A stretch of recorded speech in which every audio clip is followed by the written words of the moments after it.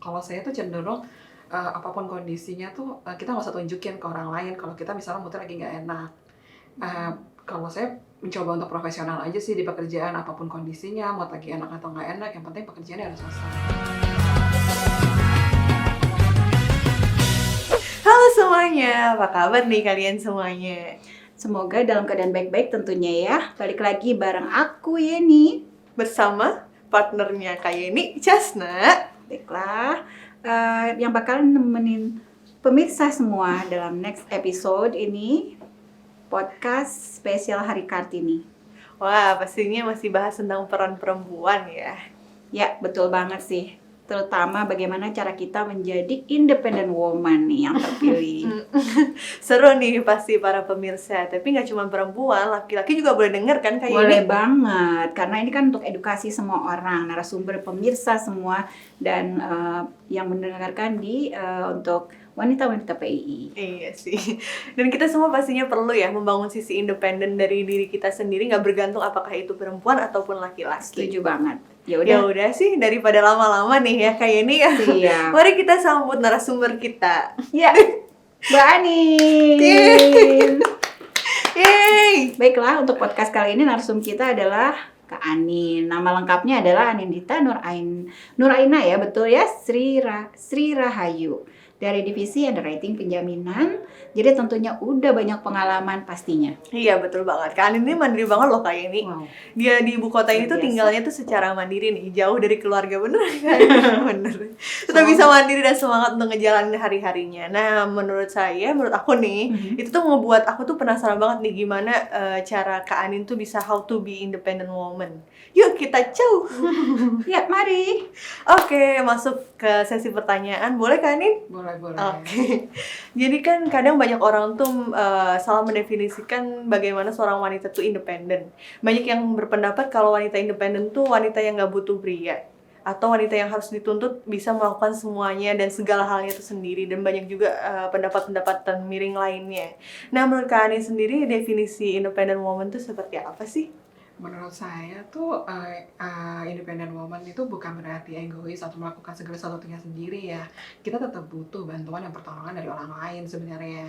Namun ada saatnya juga kita harus jadi pribadi yang mandiri. Nah, pribadi yang mandiri di sini bisa diartikan juga bertanggung jawab atas keputusan sudah kita ambil. Itu definisi independent woman menurut saya. Oh gitu, cukup singkat tapi bermakna luas ya kayak ini. Kalau boleh tahu nih, sejak kapan sih punya mindset seperti itu? Karena kan di lingkungan kita juga ada berbagai hal ya. Ada yang seperti Kak Anin sendiri gitu, bisa terpisah ya. Ada juga yang dengan keluarganya nih. Kira-kira apa nih? Kebingungan apa nih, harus bersikap seperti apa sebagai independent woman seperti itu? Sebenarnya sih itu sejak dari saya lulus kuliah dan berangkat kerja ke Jakarta tuh mindset tuh udah mulai terbentuk sih gitu kan, gimana caranya harus bisa survive nih di Jakarta, gak ada keluarga loh. Oh gitu ya. Ya bener sih, tapi katakan karena jauh dari keluarga ya. Tapi masih dalam ranah society nih Kak.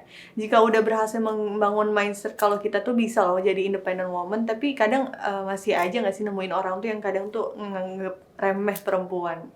Nah itu tuh bisa mendengar omongan orang kalau perempuan tuh gak bisa nih jadi pemimpin karena nanti takutnya tuh pakai hati ya. Jadi tuh kadang-kadang omongan orang tuh bisa mungkin ya cewek nih paling bawa perasaan kalau memimpin. Karena gak semua perempuan tuh padahal tuh punya mental yang baja kan untuk ngadepin hal-hal dan omongan orang kayak gitu. Nah menurut kalian sendiri apa sih yang harus dilakuin oleh kita nih untuk bangkit lagi saat kita lagi down karena omongan orang di luar sana? Kebetulan sejak saya pertama kali kerja hingga saat ini, saya tuh seringkali menjadi bagian dari divisi yang anggota timnya itu adalah kebanyakan laki-laki. Nah, namun di situ saya merasakan kesetaraan gender itu ada, di mana kita termasuk juga kesetaraan dalam berbagi peran dan tanggung jawab ya, tentunya sesuai dengan level dan jabatannya masing-masing. Jadi saya tuh sejauh ini nggak pernah ngerasain sih yang namanya ngedown gara-gara kita kayak diremehkan gitu. Karena sejauh ini tetap dianggapnya sama ya Kak? Iya, saya nggak pernah sih merasa kayak saya itu diremehkan sama lingkungan saya, mayoritas laki-laki gitu. Tapi kalau seandainya ada suatu kejadian yang nantinya mungkin di masa depan gitu, mungkin menurut Kak Anin gimana nih? Gimana ya, kalau saya sih mikirnya ya udah kita jalanin aja, kerja gitu, ya maksudnya kerjain kerjaan sampai selesai gitu aja. Yang penting kita nggak missing Ngerugiin deadline orang lain. gitu. Dan mungkin nggak ngerugiin orang lain Iya. kali ya itu. Oke, lanjut lagi ya. Nih kalau perihal mengenai bagaimana cara membangun mindset menjadi independent woman tadi dalam kerjasama di dalam pekerjaan ya di tempat kerja Mbak Anin sekarang dengan tim itu kan mungkin kalau ada suatu persepsi di mana independen perempuan yang independen tuh susah diatur ya, ada selfish ya seperti itu itu kan membuat kita insecure ya. Yang ingin saya tanyakan adalah bagaimana perempuan independen ini ngasih penjelasan ke mereka sendiri gitu, meyakinkan. Sebetulnya sih Bu, menurut saya itu tidak perlu dijelaskan dengan kata-kata ya. Kita cukup buktiin aja kalau kita tuh bisa kerjasama, terus bisa mau berbagi peran dan tanggung jawab juga. Dan nanti dengan sendirinya itu pasti akan terbentuk sih dalam tim gitu, bahwa oh dia tuh anaknya nggak selfish, dia nggak egois. Jadi cukup dengan seperti itu aja Iya. ya. Oke. Mungkin dari Iya sih, Adek Casna gimana? mungkin mau ngelanjutin kali ya. Kalau ngomongin soal independen tuh kan identiknya sama to the point kali ya. Maksudnya to the point tuh bisa mengekspresikan apa yang kita mau nih. Jadi kayak nggak ngulur-ngulur waktu dalam kerjaan. Nah sayangnya tuh kita tuh masih hidup di lingkungan yang nganggep tuh kalau perempuan yang to the point itu tuh bossy gitu, suka ngemimpin dan suka ngatur-ngatur, atau bisa aja kita tuh dibilang terlalu agresif, sehingga bisa ngebuat rekan kerja kita tuh kadang nggak nyaman. Tapi di sisi lain tuh kita mengerjakan segala sesuatu, apabila kita ngerjain segala sesuatunya terlalu santai, kita tuh akan muncul stigmanya, wah iyalah pasti ini mudian nih, jelek makanya nggak aktif, emang ya kalau perempuan tuh kerja itu mudian banget. Nah kasus seperti ini nih kadang tuh ngebuat perempuan tuh jadi serba salah nggak sih, dan nggak bisa ngekspresin apa yang kita mau gitu. Nah gimana sih Kak cara Kak Anin mengatasi hal tersebut nih kalau misalnya Kak Anin mengalami hal itu? Sebenarnya kalau mengenai perempuan, stigma perempuan cenderung moody itu tergantung gimana ya kita menyikapinya gitu. Kalau saya tuh cenderung apapun kondisinya tuh kita nggak usah tunjukin ke orang lain kalau kita misalnya moodnya lagi nggak enak. Kalau saya mencoba untuk profesional aja sih di pekerjaan, apapun kondisinya, mau lagi enak atau nggak enak, yang penting pekerjaannya harus selesai. Gitu. Ada triknya nggak, misalnya nyambung nih ya, ada triknya nggak misalnya lagi nggak mood gitu, apa yang bisa dilakukan? Apa kan kita kadang WFH ya, kalau misal waktu di kantor seperti apa, kalau di rumah seperti apa, misalnya cara rilisnya nih mungkin jadi biar sebenarnya cepat. kalau misalnya keuntungannya WFH itu kan kita nggak langsung face to face sama orang ya. Jadi kalau misalnya lagi nggak meeting ya bisa recovery diri sendiri dulu nih, bisa dengerin musik atau nonton bentar gitu kan. Aja ya. Nanti begitu waktunya meeting atau ada kerjaan, ditanyain kerjaan udah selesai. Fresh lagi. Oke. Profesional tetap harus ya kayak. Iya bener banget sih. Ya kayak ini. Iya betul. Oke. Ini yang mau dilanjut nanya boleh ya? Boleh. Silakan, Oke. Kayan. Misalkan lingkungan atau atasan ya dalam kondisi tidak menghargai kita sebagai dalam pekerjaan ya, sebagai perempuan yang independen ini. Ini apa yang harus kita lakukan nih untuk menunjukkan bahwa kita kuat dan kita tetap bisa produktif kerja dengan produktif dengan baik. Sejauh ini sih saya belum pernah mengalami kondisi seperti itu ya Bu ya. Balik lagi, sejak saya pertama kali kerja hingga saat ini, saya tuh memang sering jadi bagian dari tim yang anggotanya tuh mayoritas laki-laki. Tapi di situ saya merasakan kesetaraan gender itu ada gitu. Jadi saya nggak pernah merasa dilecehkan atau didiskriminasi. Jadi menurut saya, dan kebetulan di divisi saya yang sekarang ini juga kita terbuka untuk bisa diskusi tentang pekerjaan, tentang load. Jadi ya alhamdulillah sih bisa open minded semuanya. Oke. Ya benar juga sih, karena kepala divisinya juga membantu ya. Harus seperti itu, kepala divisi yang baik. Iya betul banget. Lanjut kali ya. Silakan. Saya mau nanya ya kayak ini ya. Iya deh, Casna. Mungkin ada pandangan kalau di mana perempuan tuh cenderung impulsif ya. Maksudnya di sini tuh impulsif tuh bisa kayak beli apa-apanya sendiri. Nah, tapi tuh emang keadaannya tuh banyak yang seperti itu ya. Nah, gimana sih menurut Kak Nin, gimana caranya untuk mengatur keuangan dan bisa menghilangkan sifat impulsif atau konsumtif itu sih, Kak? Sebenarnya nggak mau munafik juga ya, perempuan tuh emang cenderung impulsifnya iya, sih. Apalagi tergoda diskon gitu. Padahal diskonnya dinaikin dulu harganya, harus turunin. Nah, cuman kalau saya tuh beberapa tahun terakhir ini tuh udah mulai bikin kayak budget bulanan dan budget tahunan sendiri untuk saya gitu. Ya meskipun kadang-kadang juga suka lewat sedikit sih dari budget, tapi dari situ tuh saya berusaha untuk ngatur prioritas apa-apa yang perlu dibeli di bulan ini.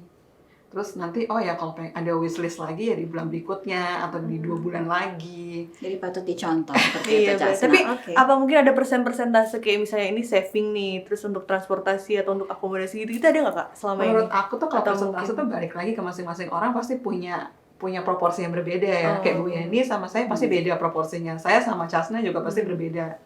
Kalau Kak Anin sendiri pakai persentase atau pakai feeling aja? Aku udah coba untuk pakai persentase sih sekarang. Oh, Soalnya udah mulai nyicil. Oh iya. Udah mulai banyak cicilan ya? Udah banyak cicilan. Iya bener sih, bener. Gantian dong, boleh? Iya boleh Nah, silakan udah. kayak ini, maaf Soalnya ya. asik nih ngomong sama Kak Anin ini, banyak pengalamannya. Oke nih, saya mau tanya kan kadang kita jadi apa ya, pusat perhatian nih, apalagi kalau kita mengeluarkan ide yang beda dan yang brilian gitu, kemudian leadership kita lagi keluar gitu misalnya ya. Nah seperti itu kan kadang banyak yang nggak suka ya, maksudnya pandangannya nggak terlalu positif semua. Nah kira-kira cara kita untuk menghadapi masalah seperti itu gimana nih Kak Anin? Sebenarnya sih kalau saya pribadi berpikirnya adalah kita nggak bisa maksa orang lain untuk suka sama kita atau setuju sama pendapat kita. Nah dalam hal ini tuh kebetulan kalau di divisi saya tuh balik lagi orang-orangnya semua bisa open minded, bisa terbuka untuk diskusi dan saran dan pendapat kita juga didengar. Jadi itu ya buat saya cukup baik sih gitu loh. Juga ada demokratisnya ya di Iya. dalam divisi itu. Jadi kayak ngedukung Kak Anin juga ya, juga untuk berkembang juga mungkin ya kayak ini ya. Iya, mungkin untuk ya udah saya lanjut boleh nggak kayak ini? Silakan gantian. Mau beralih nih ke soal work life. Jadi aku mau nanya tentang pendapat Kak Anin kalau perempuan yang memiliki ambisi yang berlebihan, yang membuat kayak perempuan lain tuh sebagai rivalnya nih. Dia ngerasa kalau setiap wanita, dan mungkin Kak Anin sendiri itu adalah wanita yang paling independen nih. Padahal setiap wanita itu berhak untuk mendapatkan gelar tersebut dan memiliki kesamaan yang setara ya. Nah, gimana sih cara kita tuh untuk menghadapi orang-orang seperti ini yang menganggap wanita sama wanita itu sebagai rivalnya? Sebetulnya bersaing itu merupakan hal yang wajar ya dalam pekerjaan ataupun dalam kehidupan sehari-hari pun juga persaingan itu pasti ada. Tapi yang paling penting di sini adalah bersaing secara sehat, tetap harus ada toleransi dan tetap saling support juga satu sama lain. Sejauh ini sih saya belum pernah menemukan ya teman perempuan yang bersaingnya nggak sehat. Gitu ya. Oke, gantian saya. Ini jadi rebutan soalnya, saking asiknya ngobrol. Oke, gimana sih caranya nih Kak Anin untuk mengedukasi dengan benar para generasi penerus ya, terutama perempuan di luar sana yang pemirsa sekalian yang lagi dengar ini, bagaimana kita memberitahu kepada ya anak perempuan maupun yang sedang mencoba berkarir bahwa mereka tuh bisa mengekspresikan apa yang mereka pemikiran segala macam, bercita-cita tinggi tanpa melihat gender atau patriarki seperti itu. Mungkin kalau untuk adik-adik kita yang masih sekolah bisa dimulai dengan menceritakan tentang tokoh-tokoh wanita yang berhasil jadi pemimpin. Misalnya Ibu Kartini, terus Ibu Sri Mulyani atau Hillary Clinton. Dari situ kan akan timbul motivasi buat adik-adik kita bahwa perempuan juga bisa loh jadi pemimpin, perempuan nggak selamanya bergantung sama laki-laki. Iya, betul banget. Nah dari situ kan sehingga akan muncul motivasi buat mereka untuk bermimpi dan berusaha untuk mewujudkan mimpi-mimpinya. Setuju. Karena sebenarnya perempuan pun nggak kalah ya jika untuk memimpin segala sesuatunya, betul kan ini ya. Contohnya Kak Anin ini. Di PNI Iya. sendiri juga sudah banyak kan ada Iya, kepala divisi yang pemimpin. perempuan. Menteri Keuangan juga pastinya. Iya. Atau Kak Anin mau lanjut jadi kepala divisi? Kita usulkan nanti, oke? Menggeser kepala divisi sekarang. Iya, bagus banget nih. Tapi ternyata nggak sadar ya kayak ini udah di ujung acara banget gimana nih? Udah berapa? Saking asiknya ya bicara eh, tentang independent woman ini di Hari Kartini. Tapi mungkin bisa mau nanya tentang closing statement kali ya. Nah, apakah Kak Anin tuh punya pesan atau message buat para wanita dengan berbagai profesi, baik wanita karir atau ibu rumah tangga yang sedang menjalankan kedua-duanya nih? Kalau menurut saya sih perempuan itu either dia ibu rumah tangga, wanita karir, atau working mom ya tetap harus punya value buat diri dia sendiri, keluarga, ataupun lingkungan sekitarnya. Nah, setuju banget, setuju nggak nih kayak gini? Kayak ini yang berpengalaman banyak Wah, saya ikut setuju aja. Karena semua setuju iya aja. betul, karena yang saya sepakat lah yang diucapkan Kak Anin ya. Iya sih, benar. Sudah terbukti ya gitu. Udah terbukti ya, Bu? Iya, oke. Nah, sebelum kita pamit nih mau ucapin terima kasih banyak nih ya sama Kak Anin untuk kehadiran, untuk sharingnya terhadap pengalaman jadi independent woman ya, jauh dari keluarga, kemudian bisa mandiri ya, semangat menjalani hidup ya, berkembang di karirnya dengan baik. Iya. Tapi nggak kerasa juga sih sebagai MC aja tuh kayak ngedapetin banyak insight sih tentang bagaimana cara untuk menjadi independent woman ini. Terima kasih juga Syasna, Bu Yeni. Iya, makasih Kak. Iya. Nah, aku berharap nih di podcast kali ini tuh bisa bermanfaat ya buat para pemirsa yang setia mendengar selama 2 episode ini. Semoga siapapun yang ngedenger tuh bisa ngerti nih definisi dari independent woman sesungguhnya, khususnya untuk para perempuan di luar sana. Terima kasih untuk para perempuan yang sudah bertahan sejauh ini, dan terima kasih juga sudah menjadi versi terbaik perempuan dari diri kalian masing-masing. Setuju banget. Semoga para pendengar juga bisa banyak belajar gimana caranya berprinsip dan berpendirian, dan pastinya how to be independent woman kayak judul dari podcast sekarang ini. Ataupun yang sedang perempuan di sana, di luar sana yang sedang mengejar cita-citanya, percayalah guys bahwa usaha kalian tidak akan sia-sia. Semangat terus ya. Iya, semangat dong. Ya udah deh kalau gitu, aku Casna Dan aku Yeni pamit undur suara. See you para pendengar.